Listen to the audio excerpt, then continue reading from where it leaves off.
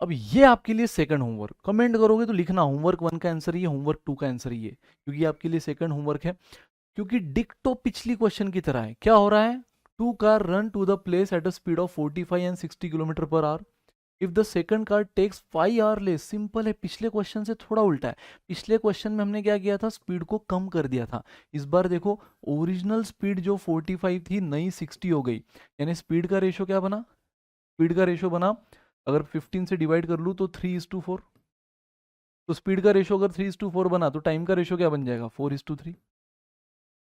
4:3, यानी जो काम हमारा 4 में हो रहा था वो काम अब 3 में हो रहा है। क्यों? क्योंकि हमारी स्पीड बढ़ी ना। पिछले क्वेश्चन में कम हो रही थी, इसलिए हम डिले हो रहे थे। इस बार गाइस हमारी स्पीड 45, ओरिजिनल स्पीड, क्या बोल रहा है क्वेश्चन? जो 60 हो गई। मतलब मान लो एक कार 45 है, एक कार 60 की स्पीड से है, तो डेफिनेटली कॉमन सेंस है, अगर सेम जर्नी दोनों कार कवर कर रही है तो कम टाइम किसको लगेगा? डेफिनेटली सेकंड कार को, क्योंकि उसकी स्पीड ज़्यादा है। ज़्यादा टाइम किसको लगेगा? फर्स्ट कार को, क्योंकि उसकी स्पीड कम है। तो अगर स्पीड का रेशो 3:4 है तो टाइम का रेशो क्या हुआ? 4:3। मतलब इस कार के मुकाबले इसको क्या लग रहा है? 1 घंटा कम। 1 घंटा लेस, लेस मतलब माइनस, ठीक है। तो 1 घंटा कम लग रहा है, बट क्वेश्चन क्या बोल रहा है? Second car takes 5 hour less. मतलब हमारे हिसाब से 1 घंटा कम ले रही है, जो क्वेश्चन के हिसाब से 5 है। तो क्वेश्चन बोल रहा है then find the length of journey. अच्छा, लेंथ ऑफ जर्नी भी पूछा है, मैं ही कर लेता हूँ चलो। इस बार आपको टाइम नहीं पूछा है, लेंथ ऑफ जर्नी पूछा है, बट कोई टेंशन नहीं यार। लेंथ मतलब डिस्टेंस, डिस्टेंस मतलब क्या? Speed into time. तो पहले स्पीड तो आपको पता ही है, टाइम निकाल लो। टाइम आपके हिसाब से क्या है? 4:2। तो जो पहली कार को 4 घंटे लग रहे हैं, दूसरी को 3 ही लगेंगे, क्योंकि उसकी स्पीड ज़्यादा है। यानी सेकंड वाली ने कितने घंटे कम लिए? एक। ये तो आपके हिसाब से ना, आपके रेशो के हिसाब से। असल में उसने कितने घंटे कम लिए? 5। तो अगर एक 5 के बराबर है तो 4 कितना? 4 कितना हुआ गाइस? 20 आवर्स। तो ये मिला आपको 20।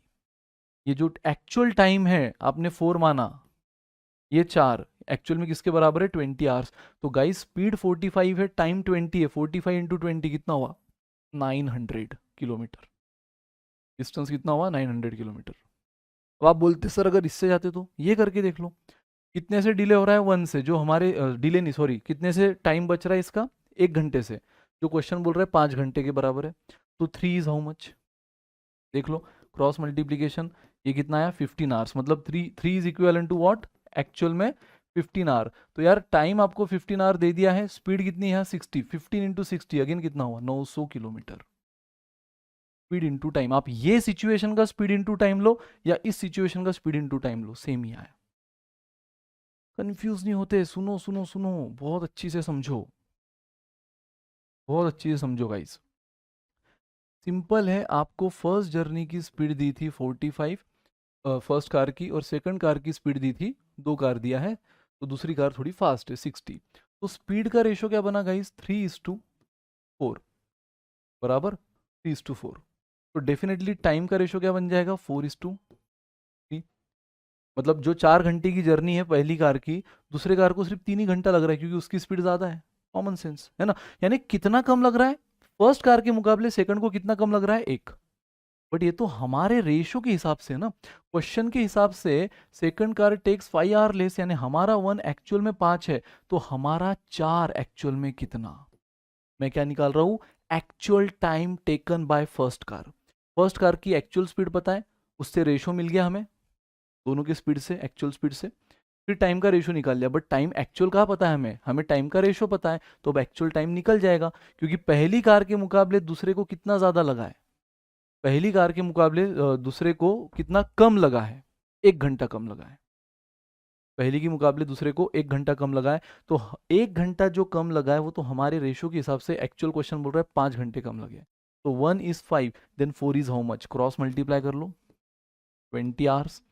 तो गाइज एक्चुअल टाइम कितना मिला हमें? 20 आवर्स। तो 45 स्पीड इंटू टाइम, डिस्टेंस कितना मिलेगा? Speed into time 900 kilometre. 900। या फिर आप यहां देख लो कि 1 घंटा सेकंड कार कम ले रही, जो एक्चुअल में किसके बराबर है? 5 आवर्स के बराबर, एक्चुअल क्वेश्चन के हिसाब से। Then 3 is how much? तो ये कितना हुआ? X is equal to 15। X आपको जो 15 मिला है गाइस, मतलब आपको ये जो एक्चुअल टाइम है T2 वो 15 मिला है। 3 इज इक्वल टू 15 आवर। तो फिर से डिस्टेंस निकाल लो, स्पीड इंटू टाइम, 15 6 आर 90, एक जीरो एक्स्ट्रा, 900 किलोमीटर, क्योंकि डिस्टेंस तो सेम ही आना है ना, डिस्टेंस कांस्टेंट है, speed into time, speed into time. समझ रहे हो? एकदम इजी। या फिर आप इसको बिल्कुल कन्वेंशनल मेथड से भी कर सकते थे। कन्वेंशनल मेथड क्या बोलती है कि भाई फर्स्ट कार की स्पीड 45 है, सेकंड कार की स्पीड 60 है। फर्स्ट कार को अगर 1 आवर लगे तो सेकंड कार को क्वेश्चन क्या बोल रहा है, 5 घंटा कम। सेकंड कार को 5 घंटा कम देन फर्स्ट, हो गया। दोनों की journey same, then S1 by S2 is T2 by T1। कर लो, S1 45, ये 60, T2 x माइनस 5, ये x, ये कितना हो गया 3/4। Now cross multiplication, 3 into x 3x and 4 into this entire bracket, तो 4x माइनस 4 इंटू 5 20, तो -20 इधर प्लस हो गया, 3x इधर माइनस हो गया, तो x कितना मिला 20। तो यार अगर x 20 मिला है तो डिस्टेंस क्या आ जाएगा 45 इंटू 20 900। यहाँ देख लो, अगर x 20 मिला तो 20 माइनस 5 15, तो डिस्टेंस क्या आ जाएगा 60 इंटू 15 900। ऐसे कर लो यार, ई फर्क पैंदा है। ठीक है, तो सिंपल है। तो बढ़ते आगे गाइस। तो यस, अब हम देखेंगे एवरेज स्पीड का कंसेप्ट। यस, एवरेज स्पीड, हमने एक बेसिक कंसेप्ट क्या होता है, बेसिक फॉर्मूला वो देख लिया, फिर कन्वर्जन का यूज देख लिया। अभी सबसे धांसू कंसेप्ट हमने देखा प्रोपोर्शनलिटी की, एक फैक्टर कांस्टेंट है तो फिर बचे हुए दो में क्या रिलेशन बनता है ना, ये भी हम फाउंडेशन